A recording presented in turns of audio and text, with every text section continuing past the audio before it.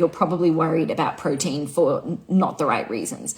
And also how you're communicating about protein is probably doing you more harm than good in terms of helping your child.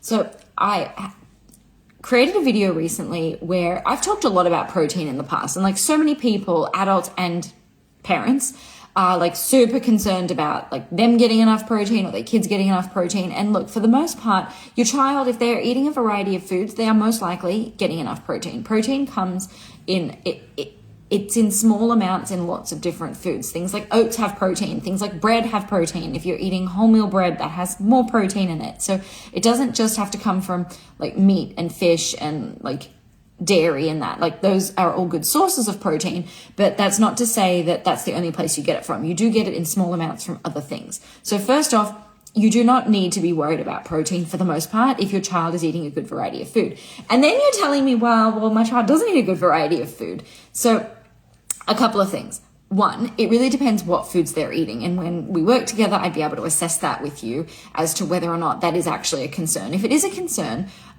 I do have a lot of parents that when we start working together, they are giving their kids like protein supplements or like protein powders or like a high protein milk or a high protein whatever. And for the most part, those are things that are expensive that you don't actually need, that you're better off putting effort into helping deal with the underlying issue and working on that rather than trying to band-aid the problem. It's kind of like multivitamins. That's a band-aid. It's not fixing the problem. Where like when I used to teach, this is a good analogy, I think. When I used to teach adults at college, intro classes to nutrition, we would have a discussion about multivitamins and should people be on multivitamins? And this was a question I posed at the beginning of the class where I was like, what do you think? And if you've done the reading, like you would always know who's done the reading and who hadn't. And a lot of kids would put up, or adults, a lot of them would put up their hands and go, yes, the majority of the population doesn't eat a healthy diet, so they need a multivitamin, and that helps them like get all the nutrients that they need. I see the logic there. However, the thing is, the research doesn't support that people should be taking multivitamins as a blanket rule, and that includes children. And what any student who would put their hand up and say this is not addressing is the fact that you're right, the majority of the population isn't getting enough nutrients. But why is that? Because they are making poor diet choices, or they're not eating the right foods to provide them those nutrients. So what they actually need to do is change their diet, rather than say like, oh, I eat a crappy diet. I should just like, literally it's a band-aid. I should just throw in a multivitamin that'll cover me. But it actually doesn't, for a lot of reasons. And we could do, like, I could go into more detail about multivitamins. I'm not going to do that now. If you have questions, you can certainly pop them in the chat. And this is definitely something that I will have more information on in my membership, which I'm working on at the moment. If you haven't joined the waitlist, I'm getting close to launching it. And the waitlist will close a little bit early before it launches, because anyone on the waitlist will get special foundation early bird pricing. So if you haven't joined the membership, the link is in my bio. Tap membership, just go put your email address in and you'll be on the waitlist and done. So I'm happy to do more an in-depth thing on multivitamins, but I want to take this back to protein. So if the child is not getting enough protein sources, and again, remember, protein is there's protein in a lot of foods that most people wouldn't think have protein in them. Even veggies have small amounts of protein. They're not a great source of protein, but they do have protein, and that all adds up throughout the day. So the issue that I see with a lot of parents when I speak to them on the phone is that they'll say that when they're, and this all comes from a good place, they'll ask their child to pick a protein source, like you need a protein, you need this. The thing is, adults too, we don't think in terms of protein. We think in terms of food. So if we're talking to our child and saying like you need a protein source at your snack, they don't, for the most part, don't know what that means, nor should they know what that means. I will come back to that in a second. The fact is, you're much better off saying like, hey, would you like to add, I don't know, let's say you're doing cheese and crackers and a piece of toast or something. Would you like to have avocado and Vegemite on your toast, butter and Vegemite on your toast? Vegemite does actually have protein in it, quite a good amount. Butter has a little bit of protein in it. Like all these things have protein in them. Would you like peanut butter? Would you like a different kind of nut butter?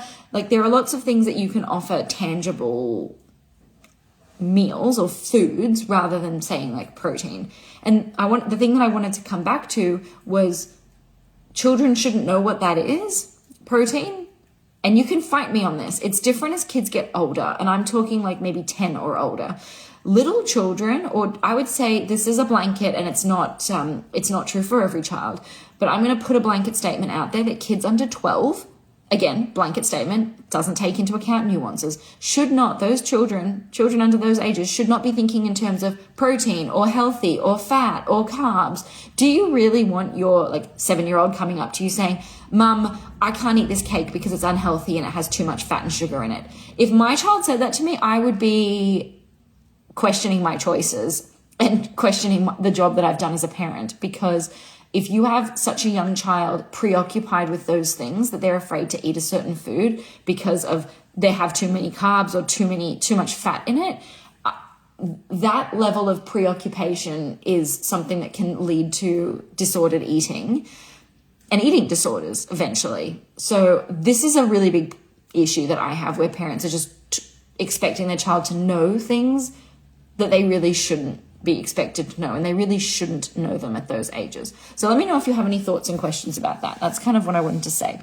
So I've got somebody who's dropped in some questions here. Let me just go back. He's currently limited palate, but he is hitting each of the old school food groups.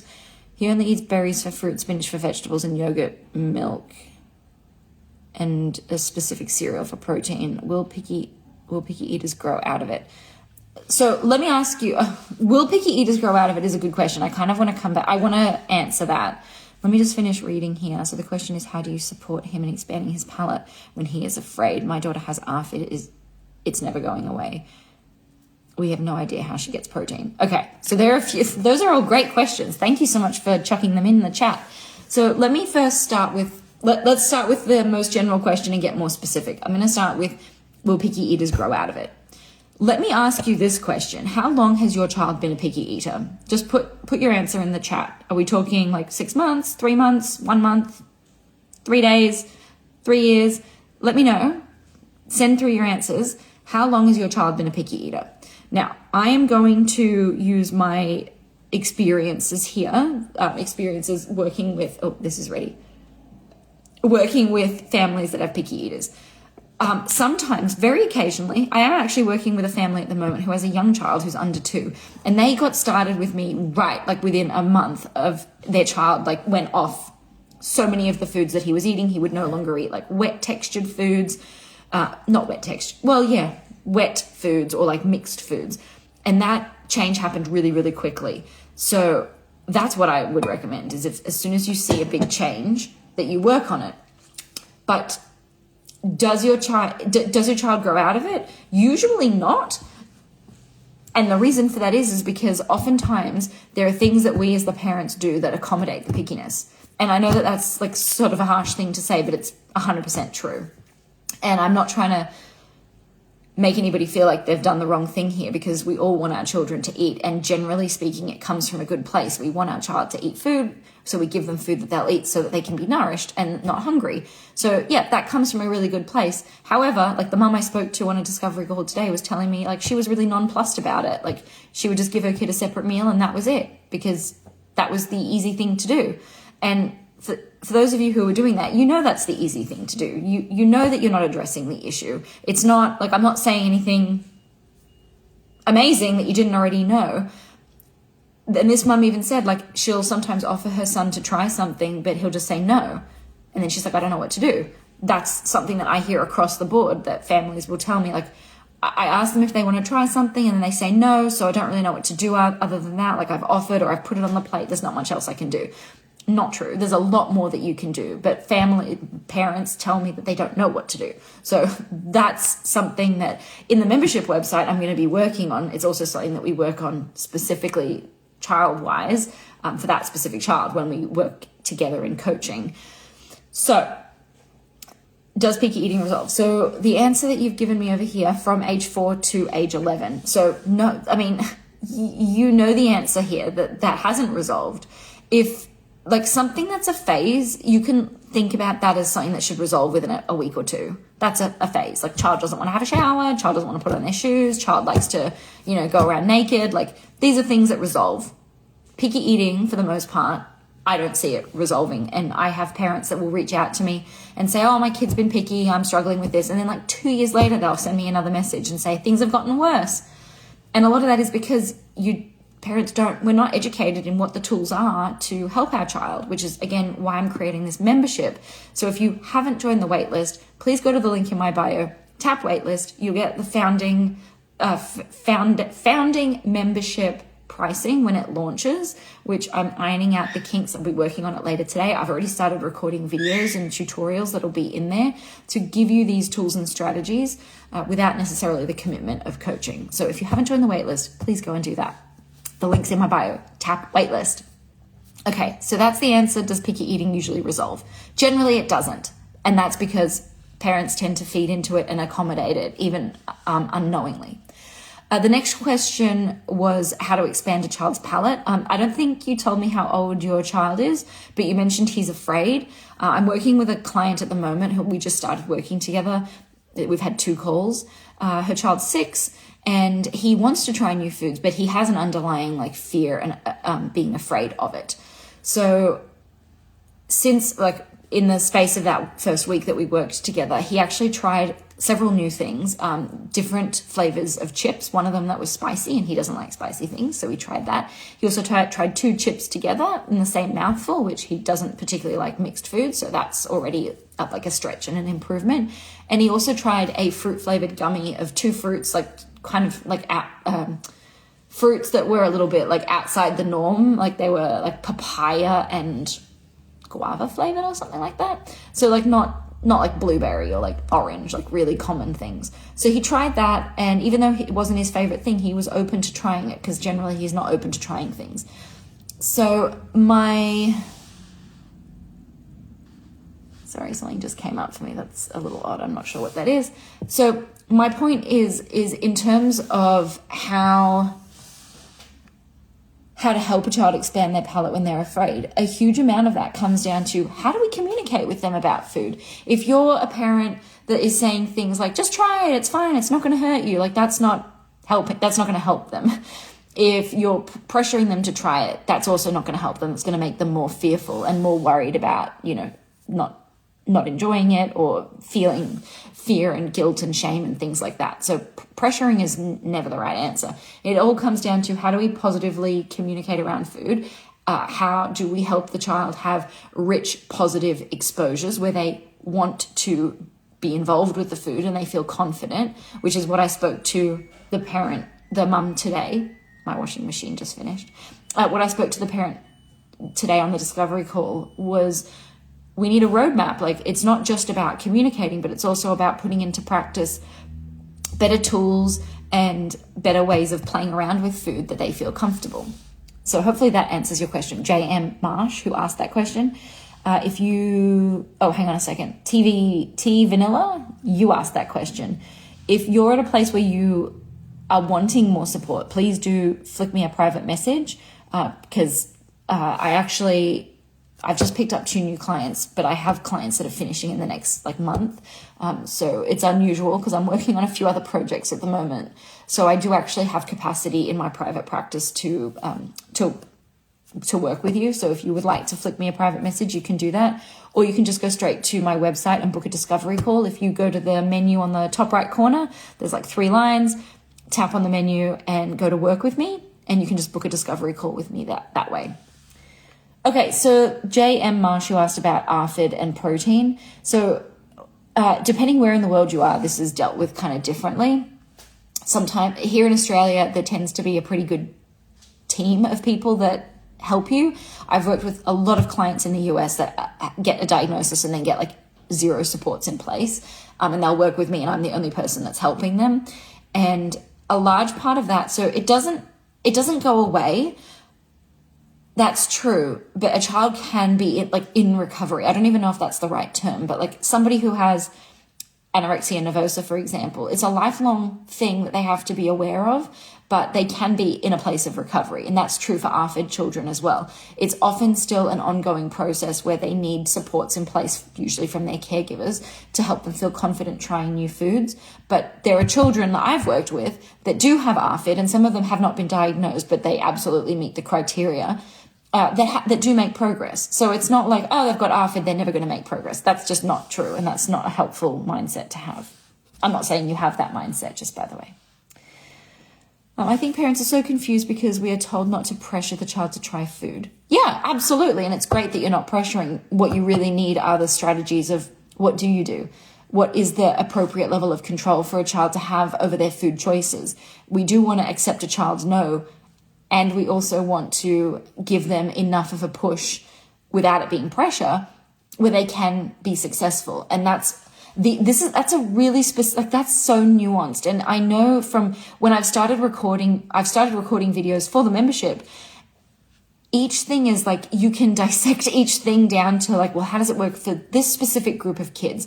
When we're talking about neurodivergent kids, it's even more specific. Like, you can dissect each thing. So like, not pushing and not pressuring, but that looks different for different children. Some kids can manage and actually do thrive on a little bit of, I don't want to say pressure, but challenge. Whereas other kids are super sensitive. Sensitive is maybe not the right word, but any kind of pushing and pressuring is going to have the opposite effect. So it's very nuanced. My 6-year-old refuses to eat a noodle of any kind. I think it might be a texture thing. Okay, Sarah, is that the only issue that you're having? Because usually when I have a parent that says something like that, there's also like a myriad of other issues. It's not just a noodle thing. It's like lots of other things. So I'll wait for your answer. IVF, my picky 1.5-year-old only eats French fries and variety of fruits for solids, plus Noka noodles. Help. Okay, that's very young to be so specific. So what I would suggest for you is send me a private message, and I would ideally love to get on a discovery call with you. One of the clients that I'm actually just finishing up with at the moment, we've just finished our 5-month, we've got our last call on Friday. We started working together when their child was 16 months old because he had a huge shift in his eating where he was eating everything, and then within like the space of 5 weeks, he was no longer accepting wet textures, things like yogurt, things like sauces being mixed into rice. And we've like within the first 2 months, we've made a lot of progress where he's like eating yogurt and he was dipping things into wet items again. So like those are huge things. So absolutely, send me a private message or go and just book a call directly with me. I do prioritize kiddos under 2 in my practice. So, because they're so young, we can make a lot of progress in a really short time. She just says that any kind of noodle is gross, even when people are eating them near her. She gets grossed out. Cora, I say my name, Talia. The H is silent, Talia. So Sarah, but is it only noodles that's the issue, or does she eat? Like, I'm curious. I would find it hard to believe if you told me she eats everything else, all other foods, all other food groups, like plenty of variety. Is noodles the only issue? Because generally speaking, I would say that's very rare. All right, sorry, on Instagram, I've had a few people message, comment as well, Selectively Social. Yeah, DM me, no sauce, no curry, no new flavor. Yep, send me a private message for sure. 5-year-old only eats fruit snacks and white rice pasta. And I'm guessing plain rice and, no sauces. Yeah, send me a private message. I can definitely help you with those things. Those are like, again, like the mum I was on the phone with today, where her child's like he eats from all the food groups, but not much variety and doesn't want to try things. That's literally the bread and butter of what I do. I'm very confident that like, that's not a particularly complex case. What should I do instead of accommodating? Sorry, I know, Jay, Good and Rich. I'm not sure if you're still on the live. Can you let me know if you are? I had this sitting here to read and respond to. And what should we do instead of accommodating picky eating? My daughter is 5 and has been picky for multiple years. Okay, so again, multiple years, that's definitely has not resolved on its own. Are you still on the live? I hope you are. Instead of accommodating, the reason I'm pausing is because obviously I don't know your child, so the strategies that I would put into place if we were working together, oh, good, you're still here. The strategies that we'd put into place would be dependent. Like if I'm working directly with you, I ask like questions about like is your child receptive to things like this? How do you think they would respond to certain things like X, Y, and Z? So that I can give you kind of whittle down which tool is going to work best for you. So in the membership, we won't have that ability to do that because it's more general. But if you did want to work one-on-one with me, that's something that I'd be able to help you with. So a parent who pressures their child is more of an authoritarian parent. Like, you need to try this, you can't leave till you eat it. And a parent, in terms of parenting, not pressuring and just saying like, you don't have to have it at all, is quite permissive. Or what would you like to eat? What can I make for you? That's very permissive. And what we want to do, the authoritative parenting is sort of in the middle. We're not authoritarian where it's you have to do it this way and you can't leave until you eat it. But we're also not like, permissive. Oh, what do you want to eat? What can I make for you? Oh, you don't want bolognese sauce tonight. Oh, would you just like plain pasta, or would you like me to make you a cheese quesadilla? That would be very permissive.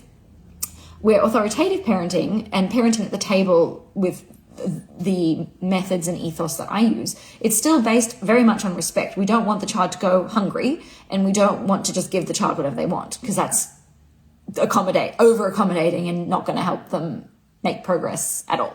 So what we really want to do is we want to help the child. We want to give the child the right level of control, which is in the middle. It's not they have no control, and it's not they have full control. It's in the middle where they have the right level of control. They can say no, but we want to challenge them. We want to give them, and I don't even want to say little pushes. We want to help challenge them to expand their mindset, because that's important for all areas, not just for food, which is like a lot of families that work with me will say, oh, like it's, even though we didn't work together to like help the child clean up the house or put on their shoes, a lot of the tools and communication techniques that I use for food are actually really helpful for other areas of life too, because it's again about giving the child the appropriate level of control so that they feel like they have some agency without it being too much and an inappropriate amount or not enough. So to answer the question, it's kind of hard to answer it. We need to use techniques that are respectful, that do communicate with the child about the food at a deeper level, so that they have a want and an interest that we are fostering to try something or to experience it or to be involved with it and have engagement with it. Hopefully that answers the question. It was kind of a long-winded answer, but none of this is like super straightforward. This is simple. This is challenging and nuanced. Okay, Sarah, she likes rice. She eats pretty good. Otherwise, she doesn't have a wide variety of vegetables. Okay. She refuses eggs now too.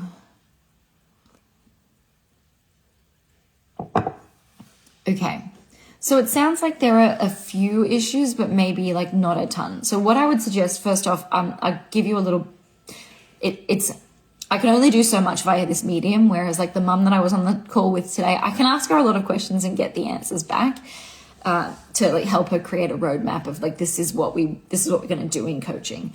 In this situation, I would absolutely, again, go and join the waitlist for the membership that I am launching.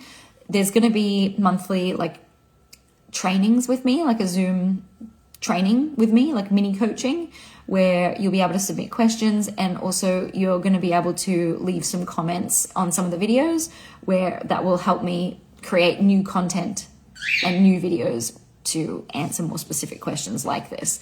And I know that these always come up, and one of the beautiful things is whenever I get off a client call, I'm like, oh, that's something that I could add in terms of, I know a lot of other parents would struggle with this, whether it's like talking about protein foods and like how to do that in a way that's not going to cause preoccupation, or like how do you help a kid who wants to try a food but they're gagging at like when it's in front of them. So Sarah, in terms of the noodles, how old did you say your child was? Did you say she was 5? Sorry, let me scrolling back here. 6 years old. Okay.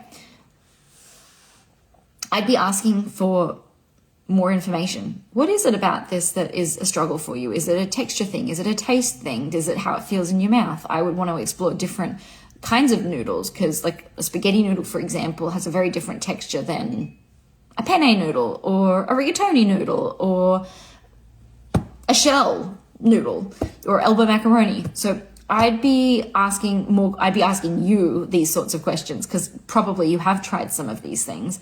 And then if you hadn't, I'd give you some suggestions on how to talk to your daughter about it so that she can give you her experience. And then based on what we glean, the information that she's given us, we can then say, okay, so it's a texture thing, or she doesn't like the feel of it in her mouth. Here's what we can try from there. So it's not like I can just give you like, here's the tool that's going to fix everything. It's no, we need to like do some information gathering here. So I'm just having a look at the time, and also the battery on one of my devices is about to die. So what I'm going to say is, if you had any other questions and you were interested in coaching, flick me a private message and we can chat more. If you wanted to book a call, you can go to my website, tap on the top right-hand corner with the 3 lines, go work with me and book a discovery call. If you are not sure you want to do coaching, totally fine. Go and join the waitlist for the new membership website that I'm working on. There'll be early bird perks and founding membership pricing when it does launch. And yeah, if you had any other questions that you wanted to run by me, just send me a private message. And also you can, when you're on my website, put your name in for the waitlist. You can also join my email list by downloading the free phrase guide, which will also give you a great place to start. So thanks for being here and asking questions, and I will talk to you soon. Have a good day. Bye.